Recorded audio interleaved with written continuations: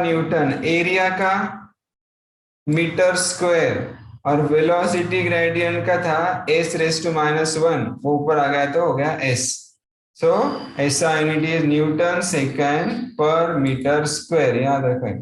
CGS unit of coefficient of viscosity, Newton के जगह dine, second वैसा के वैसा, मीटर स्क्वायर की जगह centimetre, dine second per centimetre square. इसका दूसरा नाम है पॉइस, POISE. ऐसे छोटे छोटे टर्म कभी कभी एग्जाम में पूछ लेते हैं, नीट के, CET के, या तो MCQ में. Poise, what is poise? 1 mark का क्वेश्चन आ सकता है.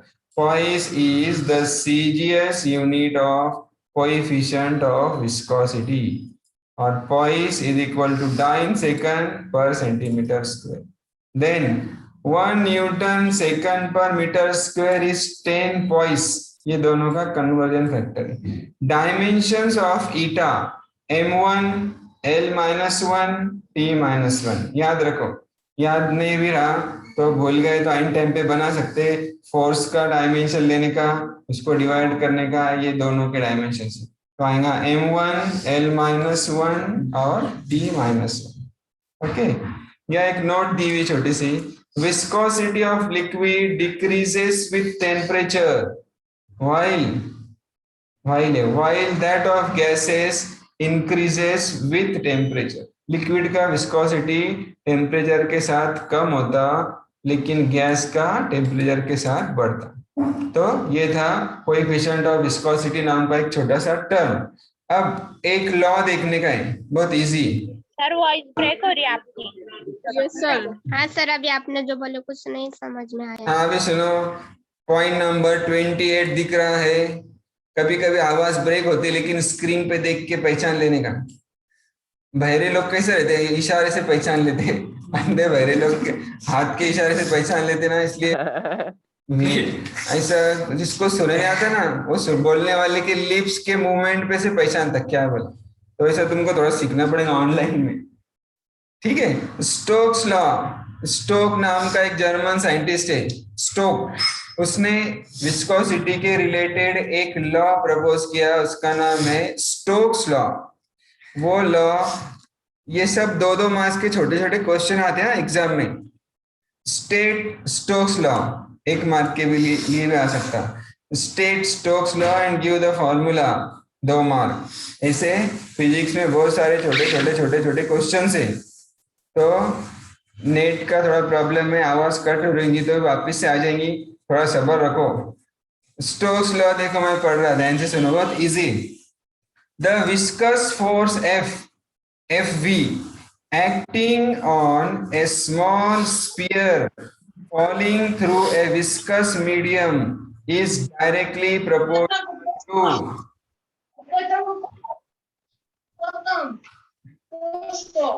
माइक चालू हो रहा, रिमूव कर देता मेरे को। कौन है? बुशरा, अगले लेक्चर में मिलो, टाटा बाय बाय। देखो 11th में एक एक्सपेरिमेंट था, जब अभी आपका हुआ नहीं, एक्सपेरिमेंट में कैसा था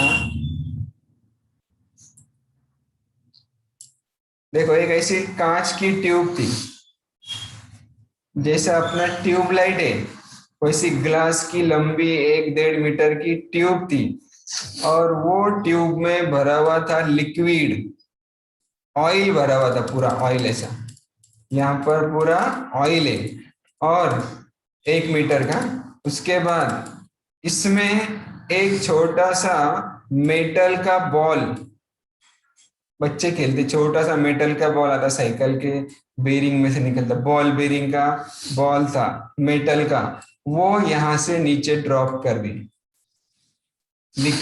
ऑयल में।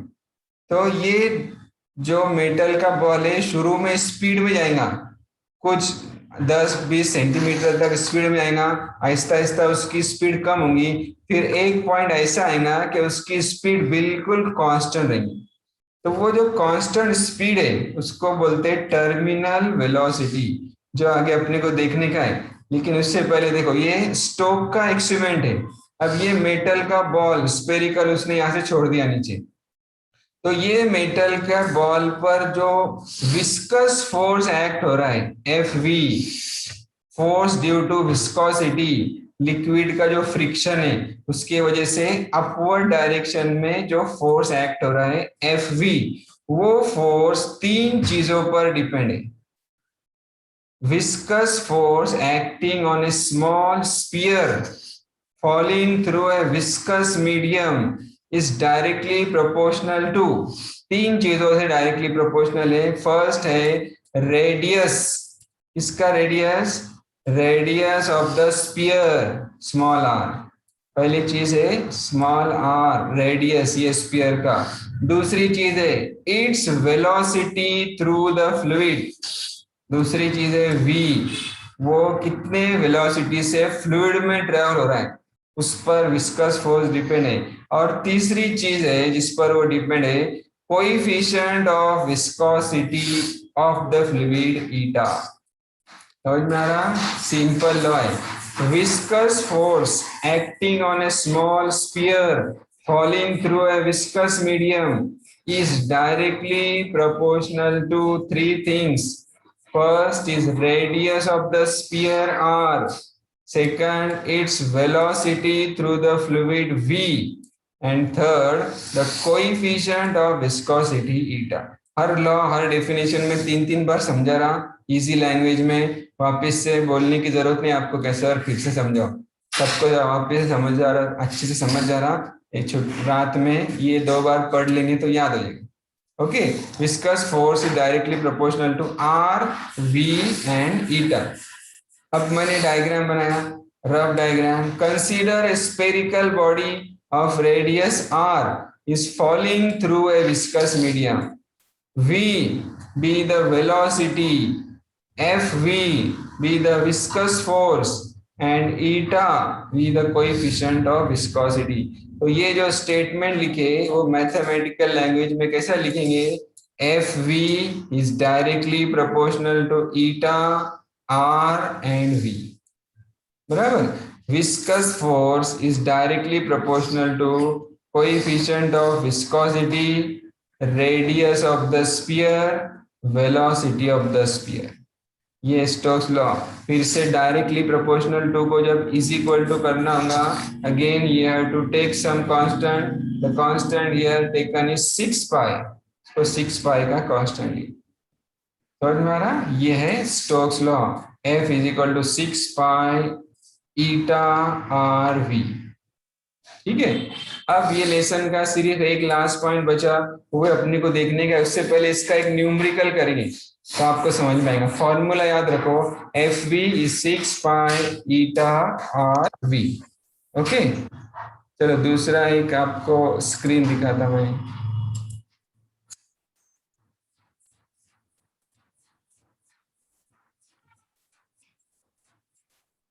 टेक्स्ट बुक फिजिक्स का, जिसपे सब खेल है, जब अच्छे से पढ़ने का टेक्स्ट बुक।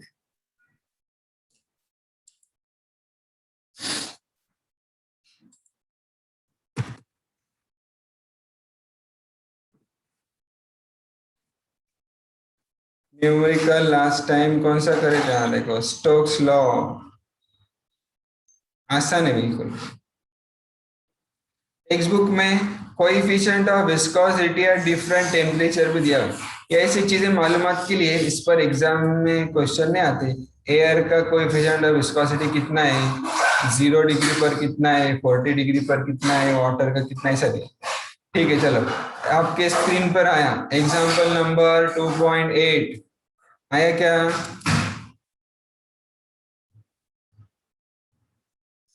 बोलो मुझे से।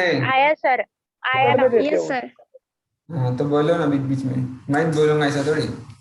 ए steel ball with radius 0.3 millimetre is falling with velocity of 2 metre per second.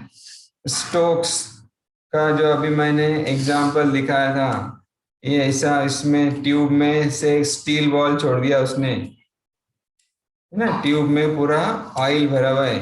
जब उसने, मरियम अभी इंटर हो रही, लेक्चर खत्म होता है, इसमें स्टील बॉल छोड़ दिया।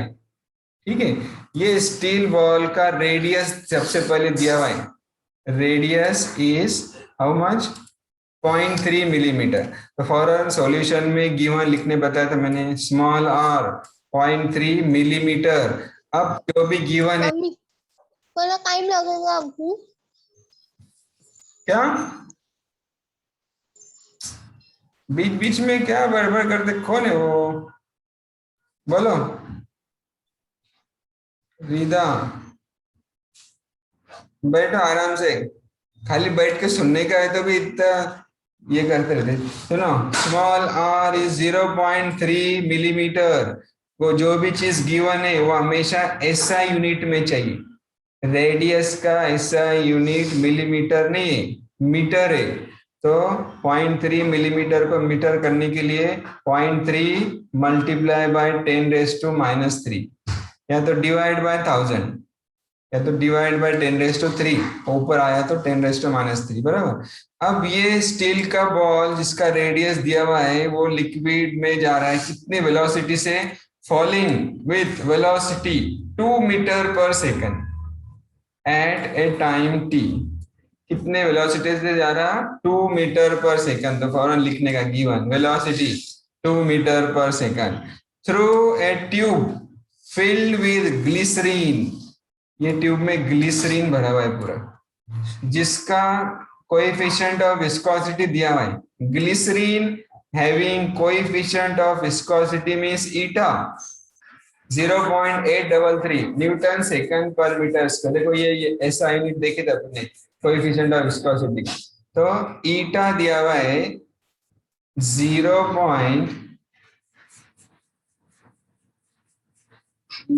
is 0.833 न्यूटन सेकंड पर मीटर स्क्वायर। क्या फाइंड करना है? सुनो, determine viscous force acting on A steel ball at that time. Steel ball पर विस्कस फोर्स कितना एक्ट हो रहा है? अब ये प्रॉब्लम में स्टोक का नाम किधर भी नहीं, दूर दूर तक, लेकिन प्रॉब्लम पढ़ते के साथ आपके दिमाग की बत्ती जल जाएंगी। स्टोक्स लॉ, स्टोक का नाम क्लिक होगा और फौरन स्टोक का फॉर्मूला आपके नजर के सामने आएगा अगर पढ़ाई करे होंगे तो। F is equal to 6 pi eta RV. Viscous force is equal to 6 pi coefficient of viscosity, radius, velocity, बराबर। अब इसमें वैल्यू सब्स्टिट्यूट करो। F is equal to 6 वैसा के वैसा, पाई का वैल्यू 3.142, ईटा का वैल्यू दिया हुआ है 0.833 ईटा। उसके बाद रेडियस दिया हुआ है, देखो 0.3 इंटू 10⁻³ यहाँ लिखो, 0.3 इंटू 10⁻³। वेलोसिटी दी हुई है 2। ये सब वैल्यू सब्स्टिट्यूट करो, इनका मल्टीप्लीकेशन करो। मल्टीप्लीकेशन अच्छे से हो रहा होगा तो ठीक है ओरली, नहीं तो लॉग टेबल से सॉल्व करने का। और याद रखो, लॉग टेबल से करने से पहले इसको सिंप्लीफाई करने का, मतलब 6 इंटू 0.3 करेंगे तो 1.8, 1.8 इंटू 2 3.6, फिर तीन ही टर्म बचे 3.6, 0.833, 3.142। तीनों का लॉग लेके आसानी से ऐड कर सकते। अगर सबका करते बैठेंगे तो टाइम लेगा। Log of 6 plus log of this plus log, ऐसा 6 लॉग लेना पड़ेगा। ठीक है, तो ये सॉल्व करो लॉग टेबल से घर पे लेक्चर होने के बाद, और चेक करो आंसर इतना आ रहा है। आपको प्रैक्टिस रहेगी लॉग टेबल। 10⁻³ वैसे के वैसा लिख दिया, उसका लॉग लेने की जरूरत नहीं। तो सॉल्व करके आंसर आ रहा F is equal to 9.422 into 10⁻³ जो अपने को फाइंड करने का था, डिटरमाइन विस्कस फोर्स। ठीक है, परसों के दिन पेपर पैटर्न बताया था मैंने इसका टेस्ट का, उसमें आपने देखे होंगे बहुत सारे न्यूमेरिकल्स है, बहुत सारे प्रॉब्लम्स है। तो प्रॉब्लम जब भी रहेगा वर्ड प्रॉब्लम, तो उसको डर के छोड़ देने का नहीं।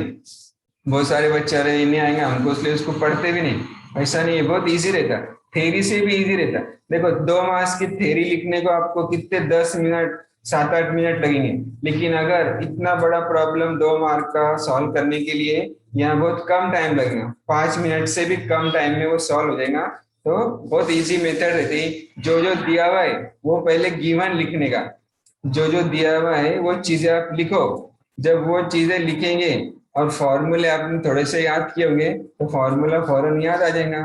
फॉर्मूला लिखे आपने, देखो गिवन और फॉर्मूला लिखे तो 2 में से 1 मार्क मिल जाता, ऐसा बोर्ड का रूल है।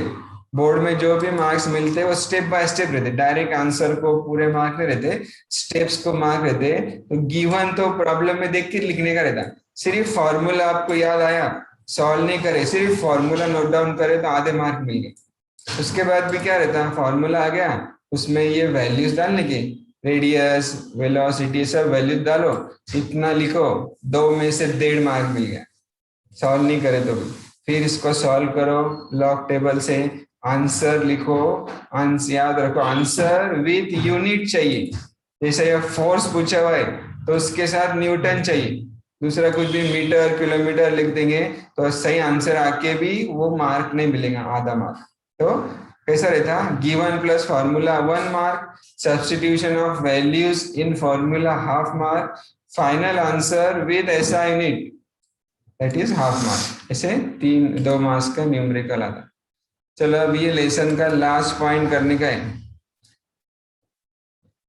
5 मिनट बचे हुए, वापस से ज्वाइन करने का है कि नेट खत्म हो रहा? बोलो। सर नेट खत्म हो गया, बैटरी भी खत्म हो गई है। वाईफाई बिठाएंगे ना, 12वीं में गए तो 12th में अभी ऐसे चलेगा नहीं है ना सर। सर बैटरी लो, बस लेक्चर करे चालू नहीं इस वजह से, क्या बोले, बैटरी भी लो हो गई है। 3rd वेव आएंगी कोरोना की, घर पे बैठ के पढ़ेंगे तो वाईफाई बिठा लो, 4 बच्चे मिलके एक वाईफाई लेंगे ना तो बाय 3 गेट 1 फ्री, ऐसा ऑफर चल रहा है। एयरटेल का।